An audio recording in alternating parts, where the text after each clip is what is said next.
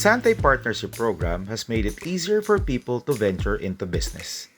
It offers a stable company, now on its 14th year of operation here and abroad. It provides effective, highly sellable, and essential products. A digital marketing platform and training support system called Engage. And lastly, a highly doable and generous compensation plan. Now let's listen to the stories of various individuals who have benefited from the Sante Partnership Program. Good morning, good afternoon, and good evening, ladies and gentlemen. Welcome to What's Up Partner Episode 2! How are you doing today, mga partners? At Partner Hazel, kamusta ka naman, Partner Hazel? Kamusta kayo dyan? And kamusta ka din, Partner Ian? Because I'm doing good. I still can't get over yung first episode natin. Naalala mo ba? Ibang klase talaga yung first episode na yon. Talagang nakakaloka, if I may use that term. No? Talagang nakaka-inspire ang lahat ng mga testimonies nila. Ano ba yung favorite lesson na nakuha mo doon? Or yung key takeaway mo from the interviews na ginawa natin last time? What made an impact to me the most yung kay Mika Florendo. Imagine she was a working student, pero pag pinakinggan mo yung mga yung mga knowledge niya, yung mga learnings niya, advancements niya in the business, you would not think the working student siya kasi sobrang profound ang mga binibitawan niyang salita. Yun yung mga sinabi ni Mika really made the mark. Ako, ang favorite ko naman yung kay Miss Apple Chico. Kasi it's the story of how someone na very shy, na walang believe sa sarili. And dahil sa Sante, she was able to become confident. She was able to get out of her shell. At talagang nakakatuwa kasi yung success ng Sante, hindi lang siya sa money, hindi lang din siya sa health, but also yung inner confidence mo din. So, nakakatuwa dahil holistic ang pag-develop ng Sante sa mga business owners and business leaders. At very evident siya kay Miss Apple Chico and also to the other interviewees na nakausap natin ng ating first episode. Very true. Agree na agree talaga ako dyan. Pagdating sa holistic, yan ang binibigay ng Sante Partnership Program with the company stability, sellability of the products, compensation plan, Engage as a training platform, at ang digital marketing. Ngayon sa episode na to, we'll be having another set of Sante business owners which will be discussing all of those. So to start with, magsisimula tayo sa product testimony. Okay, we have a Diamond Executive Director. She is an OFW, a consistent Sante, a gadget and car incentive qualifier, a good friend of mine, Miss Pinky Ramirez. What's up, partner Pinky? Kamusta ka ngayon, Pinky? So, magandang hapon sa inyong lahat and of course sa mga nanonood ngayon. Okay, Pinky. Balitang-balita namin, talagang avid user ka and believer of Sante products, no? Bukod sa Sante Pure Barley Powder, ano pa ba yung product na marerecommend mo para sa mga business partners natin? So, aside from barley powder, ang ginagamit ko talaga is yung barley capsule natin. So, yung barley capsule, siya yung talaga nakatulong sa akin. Kasi instead, gumamit ako ng mamahaling cream sa mukha ko na dati ginagamit ko na nagiging worse yung pimples ko. So, ang ginagamit ko ngayon is yung barley capsule. 4 years ko nang ginagamit yung capsule sa face ko. Kung makikita nyo naman, sobrang glowing ng face ko ngayon kesa dati. So, Sir Ian, bibigyan kita ng isang sekreto kung paano ba naging glowing si Miss Pinky. So, yung barley capsule, ino-open ko siya. Then, nilalagyan ko siya ng konting amount of water. Then, ina-apply ko siya sa face. Actually, pag ina-apply ko siya sa face, 30 to 50 minutes ko lang siya ina-apply. And then, pag winash mo siya, talagang makikita mo yung yung glowing ng face mo. And ang maganda pa sa barley capsule, yung mga dark marks ng pimple is talaga nag-whiten siya. After ko ng capsule, ang pinangwawash ko is yung sebon kasi that time naman nung nasa Dubai ako, walang sebon eh. So, nung nandito na ako sa Pilipinas, so gumagamit na ako ng sebon. After nung sebon is Soleil. So, yes, yun po talaga ginagamit ko ngayon for my skin routine. Ngayon, Pinky, nabanggit natin kanina, OFW ka sa UAE for quite some time and then nag-Nigeria ka din. So, based sa experience mo habang nandun ka, di ka ba nahirapan sa pag-sell ng products sa mga Nigerians, sa mga UAE nationals? So, paano mo in-offer sa kanila yung mga produkto natin?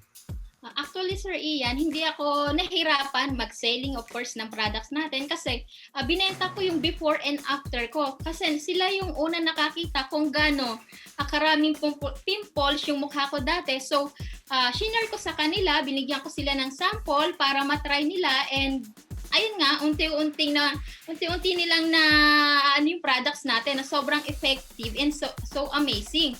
And ang maganda pa dyan, kasi yung products natin is may label na FDA and halal certification. So alam naman po natin yung sa UAE puro Muslim, so kaya ang bilis po nilang i-adapt and gamitin yung ating products. Maganda pati si Pinky ngayon because of the products of Sante International. Now, speaking of the products and product selling, ano, Pinky, ang mabibigay mo na mga tips sa ating mga Sante business partners na gusto rin mag-expand ng business nila globally?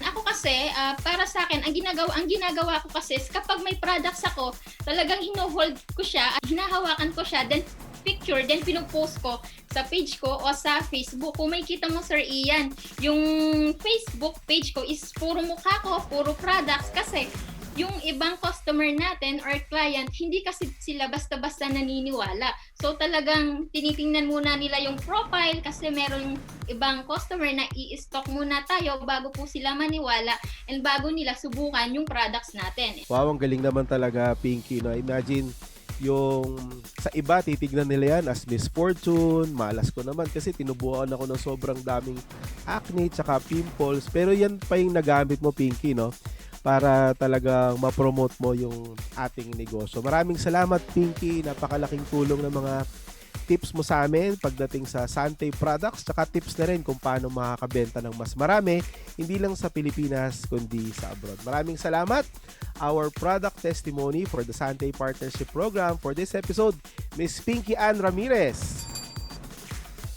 Moving on, our next guest is a former school teacher, an Orange Diamond Executive Director, an e-branch operator in Cavite, and a Sante Gadget, Car, House, and Travel Qualifier.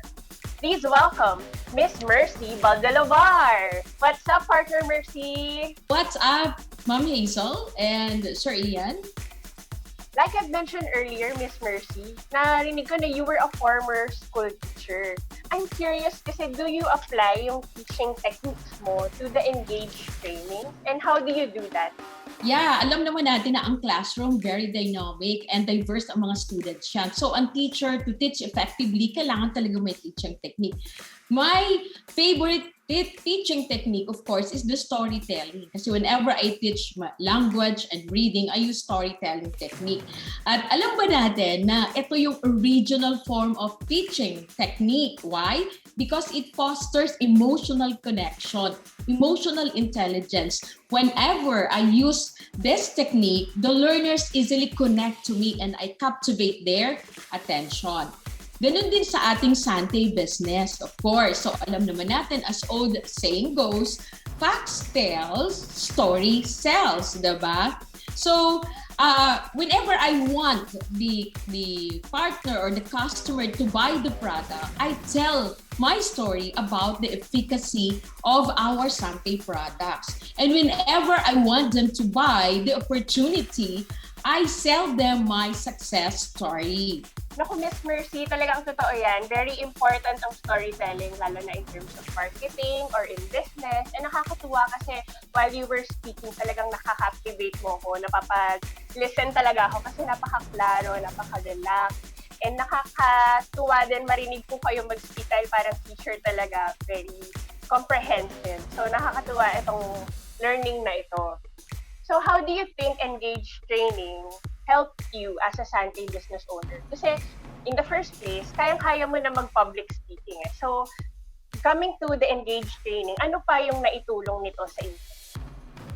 Ang maganda sa Engage training kasi natin, it's a system geared towards empowering and enabling every business owner to improve their entrepreneurial skills. Alam naman natin na ang mga business owners na nag-join talaga sa atin ay from ground zero, talagang kulang ng business skills.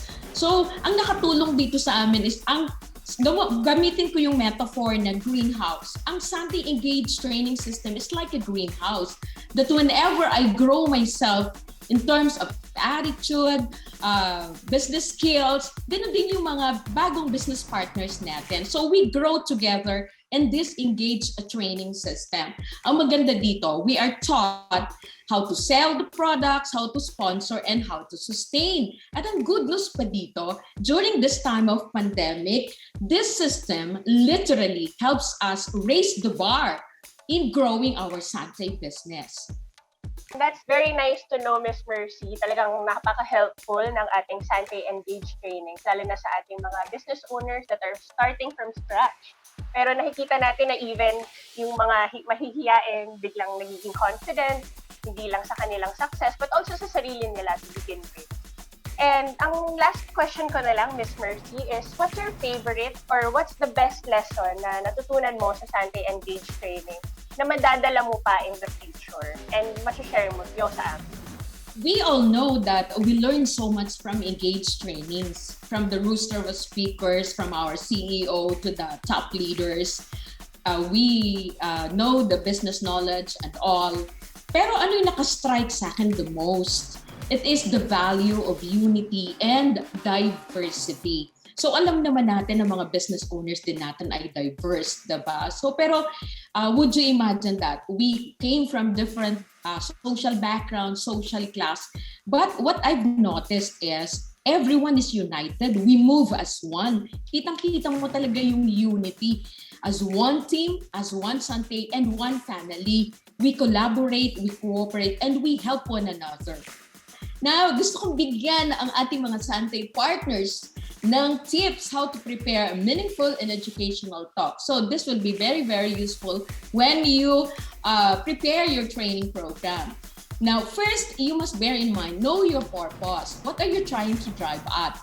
Your goals will dictate, of course, the tone and structure of your talk. When you say educational talk, it must provide knowledge, instruction, and information. So, kadalasan, di ba, yung partnership program, binibigyan natin sila ng information about what is and why they should partner with us. So, talk about the partnership program. That's one example of an educational talk. And tip number two, always remember this. Know your audience. Importante yan. Your talk must be tailored with your audience. So in terms of ideas, yung language nila, yung interest nila. Okay, pag ako nagsasalita sa malaking crowd before nung wala pang pandemic, whenever I speak with medical people, kasi maraming doctors sa team natin, I speak about health and wellness. And whenever I am in a group of businessmen, I speak about with the partnership program. And you know, partners, whenever I am with this diverse, both present sila, I usually deliver both wellness and of course, the partnership program. And even more. And number 3, ano pa yon? Know your time. Keep your time. Know the length of your talk. Make your talk simple, direct, and concise. Ayan. So, it's a very inspiring lesson to look up to, Ms. Mercy. Thank you very much. And talagang yung mga na-share niyo sa amin kanina, it really reflects yung ating team song na One Team, One Sante. Dati kasi we had different teams, different leaders, but right now, our strategy is to become one. So, tama, become one from 2021. Thank you very much sa ating mga guests na nakikinig ngayon, and thank you very much kay Ms. Mercy. And for our next speaker, may I call on our partner Ian. Okay, for our third speaker, we have a Platinum Executive Director. He hails from Cebu City and the existing e-branch operator of Cebu. He is a consistent Sante gadget and car incentive qualifier. Ladies and gentlemen, let's all welcome Mr. Kevin Rabusa. What's up, partner? Good afternoon, good evening, and good morning to everyone. Wow, Kevin, no? Nakakatuwa naman talaga. Kanina na-mention natin na consistent gadget, travel, and car incentive qualifier ka. So baka pwede ka naman mag-share ng konting tips sa ating mga Sante business owners kung paano mo na-achieve itong mga incentives na to. So sana walang sikre-sikreto ha. Share mo yung mga strategy mo sa ating mga business owners. When I started Sante 6 years ago, 2015, at the age of 19 years old, know-how sa ganitong klaseng business. And when I first met my mentor Archimedes Andres, sabi niya sa akin nung pumunta siya dito sa Cebu, Kevin, you'll become a millionaire in Sante someday. and ma-achieve mo yung mga incentive sa Santay. And that moment, tumatak sa isip ko at sa puso ko na mangyayari yan sa akin. And ngayon, nangyari sa akin na I am consistent travel qualifier, car achiever, and of course, house and lot achiever sa Santay. Sa akin, wala naman akong secret kung bakit ko na-hit yung mga incentive. I will share to you the 5 basic skills kung bakit ko na-hit yung mga incentive. Day 1 until now, ginagawa ko pa rin siya. Number 1, prospecting. Napaka-importante talaga yung pag-prospecting kasi yan po yung lifeblood sa network marketing. And number 2, inviting. Okay? And number 3, presenting. Number 4, closing. And number 5, follow-up. Yan lang po yung 5 basic skills na ginagawa ko kung bakit ko po na-hit yung mga incentive sa Santay. Wow, galing naman, Kevin. So, sa lahat ng mga na-achieve mo, paano mo siya nakuha? I mean, paano nakatulong yung compensation plan ng Santay sa pag-achieve at pag-realize mo ng mga dreams mo? Way back 2015, this is my first network marketing company na pinasukan. Talagang walang-wala ako talaga at that time. Napakalaking tulong po sa akin yung Santay, lalo na yung first way to earn sa Santay is yung retail profit na meron kang 30 up to 50% lifetime discount. Kumbaga, nagagamit ko yon na panggalaw. And of course, habang ginagawa ko si Santay, na-enjoy ko yung pangalawang ways to earn, yung fast start bonus. Na habang may sasali sa'yo sa Santay Partnership Program, meron ka pang bonus. And number 3, habang nag-retail profit ka, habang nag-invite ka sa Santay Partnership Program, at habang nag-build ka sa organization mo, left and right, meron ka pang bonus. Ang pinakamaganda sa Santay is walang flash out, walang pit pair. Kumbaga, na-enjoy ko siya habang ginagawa ko si Santay. And lastly, yung uni-level. Habang ginagawa ko si Santay daily, meron ka pang income daily, and meron ka pang monthly income. Aside that, marami pa tayong mga car incentive, marami pa tayong travel incentive, marami tayong gadget incentive. So, talagang pag ginagawa mo si Santay, kumbaga, ang gagawin mo na lang talaga, isasali mo lang yung sarili mo sa mga training online or offline, Kumbaga, kahit na wala kang alam sa ganitong klaseng business, okay? Kahit na wala kang idea sa ganitong klaseng business, mag-attend ka lang sa mga training at yan, matututo ka. Wow, I agree. Sobrang agree ako dyan, Kevin. Napaka-informative ng insights. Talagang you have grown into the business literally, Nakita ko nagsisimula ka, Kevin. And right now, look at you, e-branch operator and consistent achiever sa Santay International thanks to the compensation plan. Alright, partner Kevin. Ngayon, isang personal question lang out of curiosity. Ngayon po, nakikurious lang po ako sa timeline kung gaano po kabilis o gaano katagal niyo po na-achieve itong mga ito. Pwede niyo po ba kaming kwentuhan tungkol sa journey niyo po ng pag-receive ng mga compensations na to? 2015, na-hit ko yung executive director 1 year and 3 months. Ganyan po siya kabagal. Pero kasi ako lang yung dati naghumahataw sa Santay. Kumbaga dito sa Cebu 2015 wala pang medyong members sa Cebu. Ako lang yung naghumahataw pa muna dito sa Cebu. But again, hataw ng hataw lang. Kumbaga kumakausap mo ng mga tao, prospecting, inviting, presenting, follow-up, closing, 1 year and 9 months, na-hit ko po yung first car ko po, yung Honda City. In the following year, okay, na-hit ko po yung Gold Executive Director. And following months, na-hit ko po yung Platinum Executive Director. And 2019, okay, doon ko po na-hit, okay, yung first travel ni Santay, yung Beijing, China. I'm so very, very excited at that time. Sabi nila, once daw na ma-hit mo, okay, once ma-hit mo yung first travel ni Santay, in the following years dyan, ma-hit mo ulit. So, na-hit ko ulit 2020, na-hit ko ulit yung Asian Cruise Travel. And 2020 ulit, na-hit ko po house and lot incentive sa Santay. And that year, na-hit ko po yung first million sa Santay. So, and that year ulit, okay, na-hit ko po yung global incentive sa Santay na Eastern Europe Cruise. Kaya kung ikaw, hatawin mo lang si Santay, do the business by heart, and hindi ka maghihinayang sa time na binibigay mo ni Sante kasi lahat ng effort mo, lahat ng time mo na binibigay sa Sante, it all worth it. It's really nice to have a compensation plan na hindi lang comprehensive but also credible and very rewarding. So, wow, we're down to our last speaker na. Who do we have here?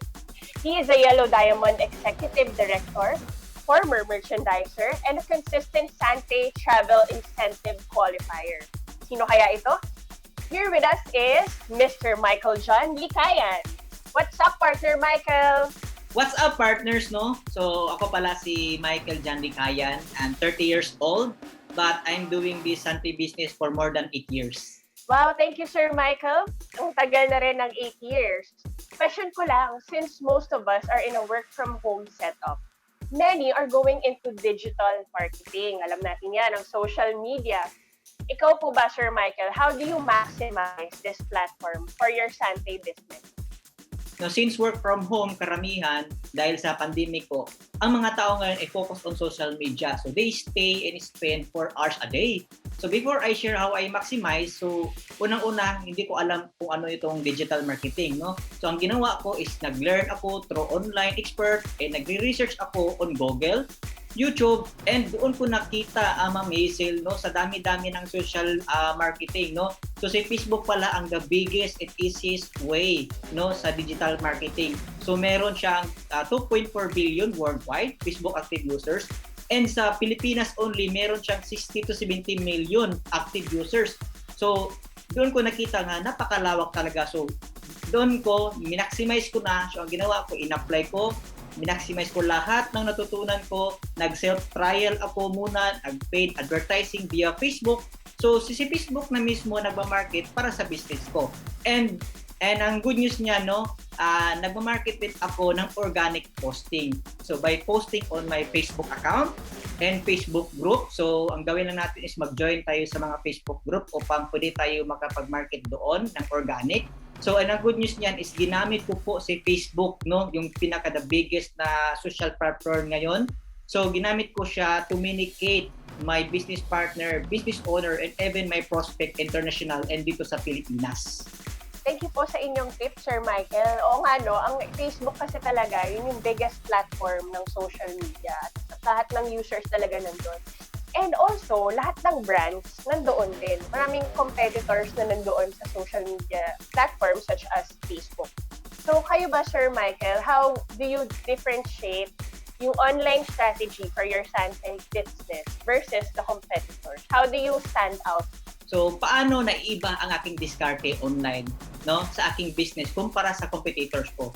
So, ang ginawa ko is always ako updated sa Facebook at sinishare ko ito sa team, no, upang malaman nila kung ano yung mga bagong updates, di ba? At nag-webinar kami, nag-post kami ng mga social proof, no, kung ano ang nangyari sa aming Sante business. No, meron kaming online classes also kapag may nag-join sa amin sa ibang bansa. And meron kaming online training to build our network in Sante business. Ang good news na, no, mga partners in Ma'am Hazel, no, so pina-adapt namin po ang aming digital marketing sa aming Sante business partners. So, dahil ito ay easy and managed and duplicable sa lahat ng mga bagong magsimula or mag-join sa ating negosyo at ginagamit nila ang platform is ang Facebook. Sir Michael, what's the biggest advantage of having a business na online rin? Alam mo ngayon, pandemic, di ba, biglaan. Tapos, hindi na tayo makapag face-to-face. And now that we have a Sante business na online rin, paano siya nakatulong sa inyo to adjust, to cope with the new normal na meron tayo ngayon? Biggest advantage, Ma'am Hazel, no, if your business is already online, number one is you can reach most number of people. No? Malaki ang potential mo in your target location or target market. So potential na ma-reach mo talaga ang mga tao compared to offline, no? Sa alam naman natin sa panahon ngayon na maraming bawal, no? Bawal pumunta doon, bawal pumunta dito. So ang kagandahan niyan is yung advantage ng online or digital marketing, no? Pag ang online ready, naboboost ka agad ang ating brand awareness or opportunity na gina-offer natin sa kanila. Yan yung advantage pag ang business natin ay ready online.